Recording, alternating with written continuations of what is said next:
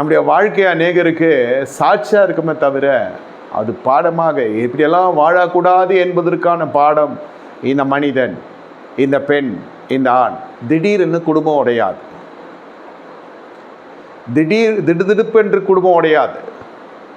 நீங்கள் திருமணம் என்ற பந்தத்தில் கர்த்தராகிய இயேசு கிறிஸ்து நாமத்தில், பிதா குமாரன் பரிசுத்த திரியேக நாமத்தில், தேவ சந்நிதியில் இணைக்கப்படுகிற திருமணங்கள் எவ்வளோ பலவீனமாக இருந்தாலும் வேதம் சொல்லுகிறது ஆலோசகரால் நிலைநிறுத்தப்படும், விவேகத்தால் நிலைநிறுத்தப்படும், ஆலோசனைகளால் ஜெயம் நமக்கு உண்டு. பலனாக நீங்கள் இருக்க வேண்டும், பலவீனத்தில் பலனாக இருக்க வேண்டும்.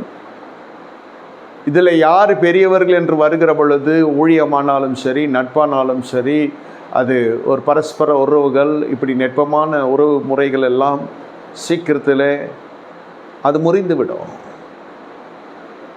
மணப்பெண் அல்லது மனைவியான சகோதரி ஒரு பின்னணியிலிருந்து வருகிறார்கள், கணவன் வேறொரு பின்னணியிலிருந்து வளர்க்கப்பட்டு வருகிறார். அல்லது ஒரே மொழியாக இருக்கலாம், ஒரே கலாச்சாரமாக இருக்கலாம், ஒரே சபையாக இருக்கலாம், ஒரே தேவனை ஆராதிக்கலாம் இருக்கலாம். ஆனாலும் இந்த ஆலயத்தில் அந்நிய பாஷை பேசுகிற ஜனங்களை வைத்து இவர்கள் குடும்ப வாழ்க்கையில் ஜெயம் எடுப்பார்கள் என்று நினைப்பீர்கள் என்றால் யோசித்து செயல்படுங்க. ஆலயத்தில் அவன் ஒரு பெரிய பிரகஸ்பதியாக இருப்பான், சாட்சி நிறைந்தவனாக இருப்பான். இன்னும் ஒழுங்கான முறையில் தசமாம் கொடுத்து விட்டு அவன் நற்சாட்சி பெற்றனாகவே காணப்படுவான். போதகருடைய உதடியின் வார்த்தைகள். ஒரு பெண்ணோடு வாழுகிறதற்கு இந்த சாட்சி நுழைவு சீட்டை போல் இருக்கும்.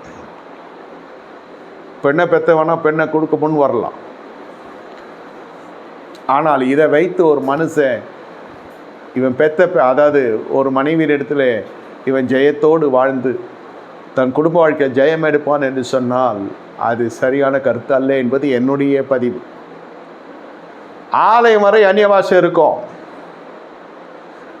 அதுவே மெய்ப்பனுடைய சத்தத்திற்கு கீழ்ப்பட்டிக்கிற ஆடாக இருக்கிற வர்ற, அதன் பிறகு ஏதோ மாறுபாடான சந்தித்து விலகி ரட்சித்து கொள்ளுங்கள் என்ற வசந்தபடி அந்த மனுஷன் போகிறான் என்றால் இதே போதகன் இவனுக்கு வில்லனாக மாறிடுறான்.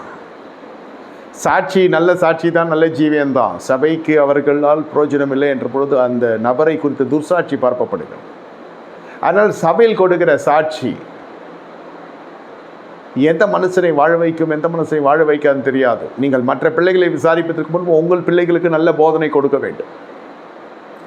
உங்கள் பிள்ளைகள் அல்லது உங்களுக்கு முதல்ல இந்த போதனை நன்றாக தெரிந்து இருக்க வேண்டும். எப்படி வந்தாலும் நான் பார்த்து கொள்வேன், கர்த்தர் எனக்கு கிருபை தருவார்.